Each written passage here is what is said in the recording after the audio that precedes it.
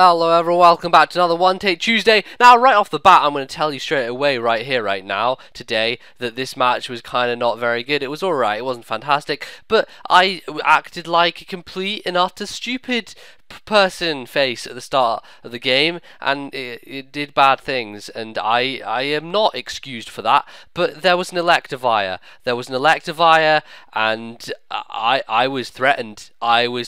Held against a wall with a knife against my chin, ready to just tear me to pieces because Electivire was on the team. So anyway, I'm lead off with Rotom, and I'm just going to be stupid and obvious. I'm going to go for the Hydro Pump, he switches to Jellicent, and then guess what, ladies and gentlemen? Guess what? For the first time, it was probably 4 years, you're going to see this. Someone is going to pull off pseudo Gyrovire. He has a Gyarados on his team as well. He's running Gyrovire, and I Volt Switch on the Evire, giving him the fucking Motor Drive boost. Then I miss Will-O-Wisp, which kind of blows. But it looks like it doesn't matter because of the fact that he's running a specially based one, or at least that's what I think he's doing, because he's running T-Bolt plus Life Orb and stuff. Expert Belt is the usual special based one, but Life Orb I guess works to that kind of some extent as well. Kind of sucks, but hey, well, that's what happens. Will-O-Wisp misses. Get off the Hydro Pump, do as much damage as I can, and I'm going to go back into, I'm going to go straight into my Latias to take the predicted T-Bolt. And I'm thinking, alright, I'll just outspeed him here and kill him. Little do I remember, much do I forget, that this is a... He's got Motor Drive. I gave him the speed boost. And I forget that I gave him the... Because, I mean, when you see Evi, I don't expect it to be fast, and then you remember that you gave it...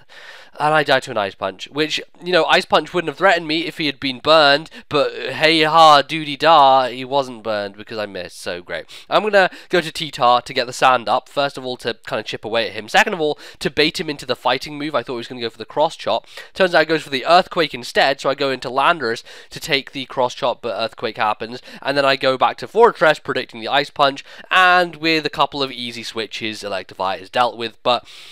this is like the first 2 minutes of the video, and Evire was like, I had to use 4 separate pokes to deal with an Electivire. What is wrong with me? Why? Why is this happening? Anyway. Goes into Gigalith, and clearly this is no potato. He's not gonna be doing anything impressive with this Gigalith, apart from the fact that he's gonna reverse the fortune that Potato usually has by critting me. Like, what is it with crits happening when Gigalith's are present? It's just it's one of those horrible things. And he crits my Fortress, which kind of sucks. I went for the Volt Switch, predicting him to go into Jellicent, thinking that I would Rapid Spin away his rocks, but that doesn't quite happen. He stays in, Stone Edge crits me, so kind of blows. But I know that I can go into Rotom and probably live a hit if after Pain Splitting I should be over half HP. I should be able to take a Stone Edge from this guy. And turns out that, well, hey, Rotom is more specially defensive, and also he must be running close to max attack, because I did not expect that to take me out whatsoever.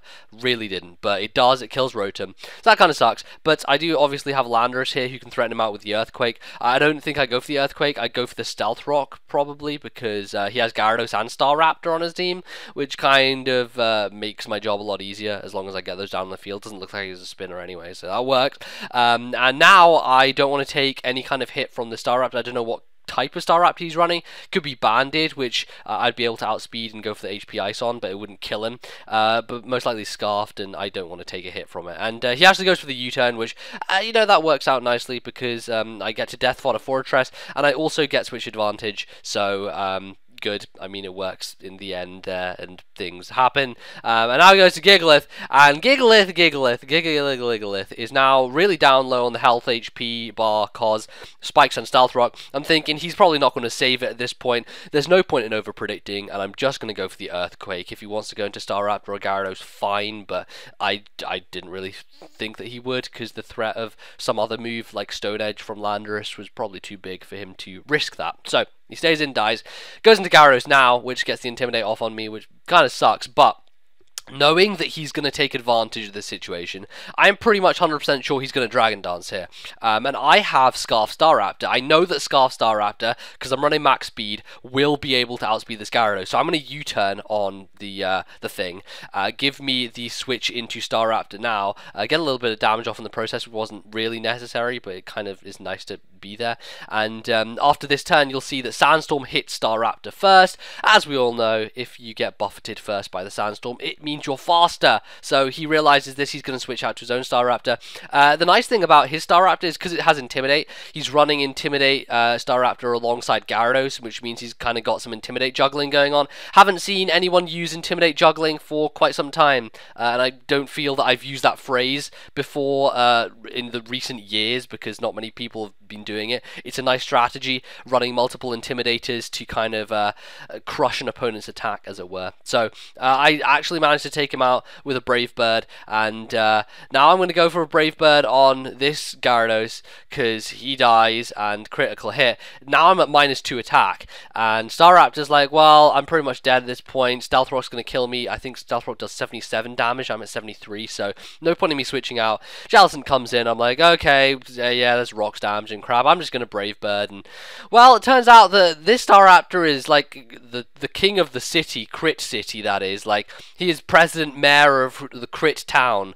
Critville, whatever you want to call it, the place where crits come from. Because he crit the Gyarados first of all, and then he crits the Jellicent. So, hey, fun times, I guess. I'm going to go into my Landorus. His last is the Latios,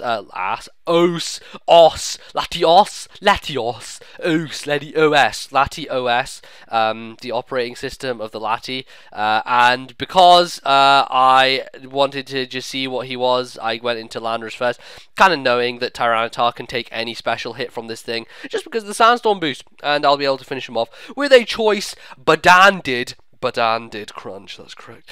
Oh man, I gotta stretch. There we go. Well, that was the game. As you probably found out from watching it, it was kind of silly, but hey, it worked out in the end. It was a little 1-0 there, and I don't know what the hell I was doing at the start of that match. I was being super predictable, and then like an Electivire was a problem for my team. Like, how does that I am stunned, shocked beyond belief. But hey, sometimes Evi can surprise people. I'm not going to deny that. If you enjoyed the video, you're welcome to leave a like. Do hit that button if you are available to do so. If you have a hand with which you can click a mouse, hey, it's a pretty simple thing to do, and it helps me out quite a bunch, so I'd appreciate it. Otherwise, you can check out other videos on my channel, the previous one on the screen right now, or whatever the hell is on my channel as well. And yeah, yes, so this has been another One Take Tuesday, and I'll see you guys next time. Goodbye.